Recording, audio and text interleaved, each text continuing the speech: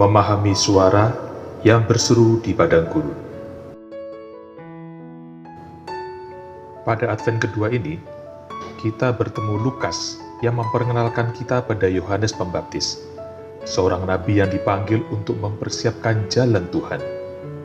Dalam konteks sejarah yang dipaparkan oleh Lukas, Yohanes muncul sebagai suara yang berseru di padang gurun, menyerukan pertobatan dan pembaruan hati. Pesan ini tidak hanya relevan untuk umat Israel pada zamannya, tetapi juga untuk kita yang hidup di masa modern. Nah, bagaimana kita memahami panggilan untuk menyiapkan jalan bagi Tuhan di tengah kehidupan kita yang kompleks? Renungan ini akan mengajak kita untuk merenungkan makna seruan Yohanes Pembaptis dalam Lukas 3 ayat 1-6, serta relevansinya dalam kehidupan iman kita sehari-hari. Yang pertama, menyiapkan jalan bagi Tuhan. Yohanes menyerukan pesan, "Persiapkanlah jalan bagi Tuhan, luruskanlah jalan baginya. Setiap lembah akan ditimbun, setiap gunung dan bukit akan diratakan. Jalan yang berliku-liku akan diluruskan, dan jalan yang berluku-luku akan diratakan." Lukas 3 ayat 4-5. Metafora ini mengacu pada tradisi kuno, di mana raja-raja akan mengirim utusan untuk memperbaiki jalan sebelum mereka melewati suatu daerah.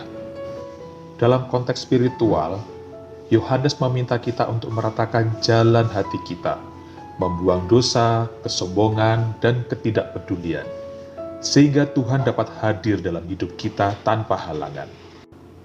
Marilah kita berefleksi. Apa saja lembah dalam hidup kita yang perlu ditimbun? Apakah itu rasa rendah diri, ketakutan, atau rasa tidak layak? Apa gunung dan bukit yang perlu kita ratakan? Apakah itu kesombongan, ambisi berlebihan, atau ketidakmauan untuk berubah? Bagaimana kita bisa meluruskan jalan yang berliku-liku, seperti kebiasaan buruk atau hubungan yang rusak? Yang kedua, pertobatan, pintu gerbang persiapan.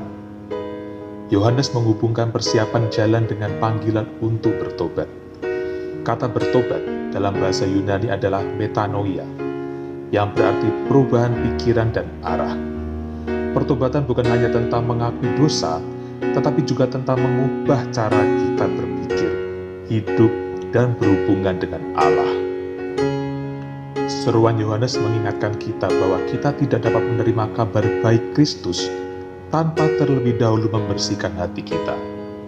Sama seperti petani yang harus mencabut gulma sebelum menanam benih, kita harus menyingkirkan dosa dan kekerasan hati sebelum firman Tuhan dapat bertumbuh dalam hidup kita. Marilah kita berefleksi. Apakah ada dosa atau kebiasaan yang menghalangi kita dari hubungan yang lebih dalam dengan Allah? Apakah kita siap untuk membuka hati dan pikiran kita kepadanya? Yang ketiga, semua orang akan melihat keselamatan dari Allah. Lukas bab 3 ayat 4 menutup perikop ini dengan pernyataan yang penuh harapan. Dan semua orang akan melihat keselamatan yang dari Tuhan. Pesan Yohanes tidak eksklusif untuk bangsa Israel, tetapi universal. Ini adalah undangan bagi semua orang, terlepas dari latar belakang untuk mengalami keselamatan Allah. Keselamatan yang dimaksud bukan hanya kebebasan dari dosa, tetapi juga pemulihan hubungan kita dengan Allah dan sesama. Di zaman sekarang, kita dipanggil untuk menjadi saksi atas keselamatan Allah dengan hidup yang mencerminkan kasih, kebenaran, dan keadilan. Kita juga dipanggil untuk menjadi suara di padang gurun yang menyerukan kabar baik kepada mereka yang belum mengenalnya. Marilah kita berefleksi. Bagaimana kita dapat menjadi saluran kasih Allah bagi orang lain? Apakah kita hidup mencerminkan sukacita keselamatan yang telah kita terima?